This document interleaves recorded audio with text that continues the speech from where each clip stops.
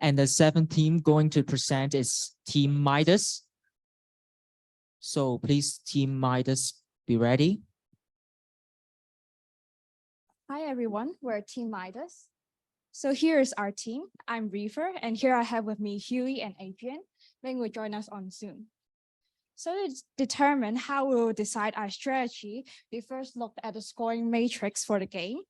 So if we look at the NPV equation, you can notice the effect of dividends is diluted over rounds. So we decided to pay our dividends in earlier rounds. Secondly, we decided to increase our market share through using pricing, marketing, and R&D so that we can retain an edge even when the market expands. Thirdly, we decided to adjust our shifts based on market predictions by looking at the macro market trends and our competitors. In the very first round, we set the base price at $7.50, adjusted by logistics cost. We also allocate more market expenses on per unit basis to markets with higher marketing effects. And turning to production, we are a bit prudent and start with one shift first, taking into account the inventory exists in market one already. And we also produce less in market four as we have considered the high price and high elasticity there. So at the very first beginning, we put our main focus on R&D because we wanted to push up the quality of our product to attract and capture the higher demand. And we did not invest in any equipment in order to conserve cash. And we base our raw material purchase on the second round production. And we also give up dividend as it could increase the NPV and also the working capital. And finally, we'll repay our loan to reduce interest expense at this amount.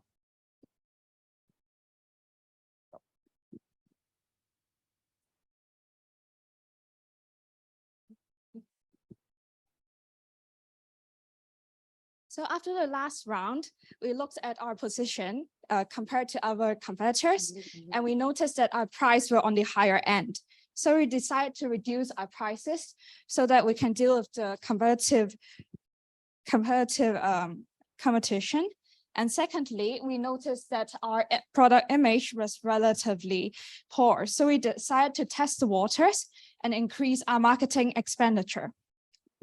Since we are quite optimistic about the market growth, as we observed that there was a growth rate which was medium to high in the market, and that based on our experience from mock rounds, we decided to increase our production to 3 shifts and hope that we can benefit from the economies of scale.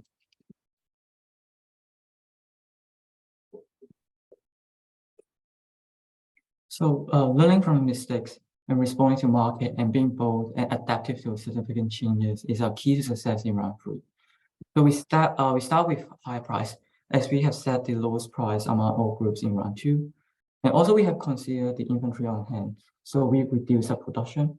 And most importantly, we ramped up our marketing expenses to hope that the greatly improved market product image will attract higher potential demand. Going to the next slide, as we suffer from loss and actually ran out of cash in the round 2, we are unable to repay loan, and we decided not to distribute dividend to retain cash so that we can repay overdraft in the next round. And in the next slide is a summary of decisions of round 3. So in the 4th round, we did some major changes regarding to our price. We realized that our product is indeed superior. We have the highest product image and highest product quality. So what we did is to increase our unit price by 0.4 in order to be a little bit slightly higher than the industry average. And for our production, we kept our production at 3 shifts in order to capture as much as the potential demand in the market. And lastly, regarding the loan repayment, we increased it with our excess cash. We wanted to repay our overdraft resulting from round 2. We'll now go to the decision on round 5. We increased the price by 0.7 higher to meet the unfulfilled demand. We also reduced the R&D expense by 450K to reduce the demand gap. And also eventually we also repaid 1 million loan as we use up all of the cash rebalances at the last round. This is the summary of the 5th round, and this is the summary for all our rounds. We are Team Midas. We lead the way to success. Thank you for your time, and I'm happy to take any questions that you may have.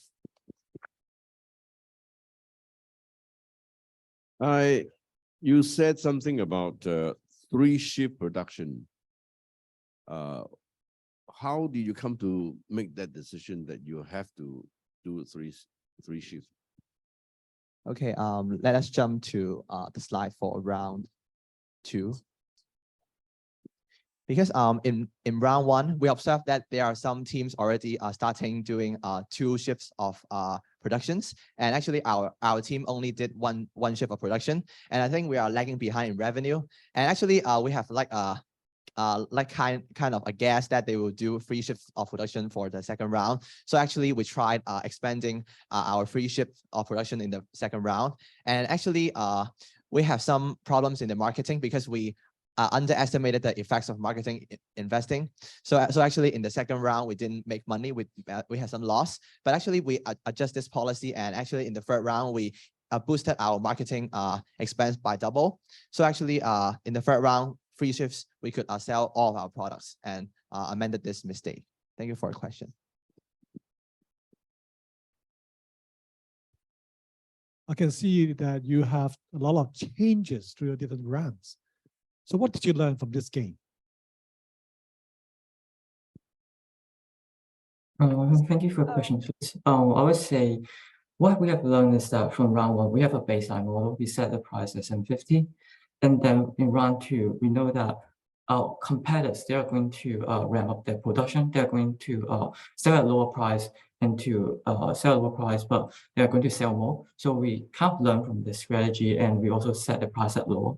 And then we gradually, because we have invested a lot in research and development, and to ensure that the customers stay with us to build up our market share. And gradually, we can increase our price as the market expands, and also the customers stay and staying with us. So this is the time that we can build a higher profit margin, and this is one of the goals in this competition. And for production, we just we usually keep 3 shifts just to adjust due to the inventory lap in round 2. So then in round 3, we only have 2.5 shifts. Otherwise, we keep on having 3 shifts. And for marketing, we maintain the same per unit cost from round 3 to round 5, because we believe that having extra marketing expenses does not help us to improve our product image greatly. And at the same time, if we reduce it, then it will hurt our brand product and also the image that we have built in the previous round, and potentially we will lose our customers. Okay. So I'm not asking your tactics, right? What did you learn? I mean, personally, what did you learn from this exercise? Not on the price or tactic. I mean, what lessons you learn from this exercise for business sense, for business operations? In a general, we learned that you can never predict anything, like even if you do all the preparations. So as you can see, like from our round 2, you see that our predicted price was much higher than the market, and we put too little in our marketing. So it shows that even you try to predict all the factors, you can never guess what your competitors are doing. Yes. So to add on, I think what we learned the most from this competition is that even though we all try to make predictions, but sometimes our predictions might not be correct. And this is why active management is important. And we must keep track of what our competitors are doing. And we try to amend our policies and our strategy by our very best. Just one more comment. Really appreciate your tagline at the end of the presentation, by the way. That's really cool. I agree that in most cases, we can't really control the economy or predict how the market will play out, right? And one more point to add is, apart from learning from your peers, you can also try to analyze the correlations between different elements. They will also help you to predict more accurately, not precisely because, we can't really control the future, but learning about the correlations between different segments can help you make smarter decisions. Say, for example, I think at this case, you got a perfect competition situation. So marketing doesn't really play a role here. It kind of saturates its effectiveness. So instead, you may want to invest in R&D because you want to stand out to build your moats, to build your competitive advantage. So I think learning more about the correlations between different elements can help you to perform better next time. Yeah, thank you so much.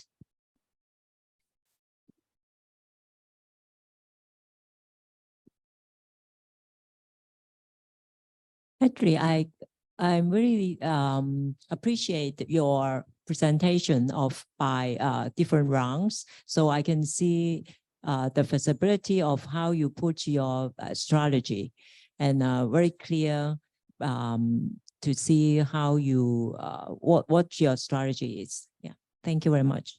Thank you so much for your kind words. Thank you.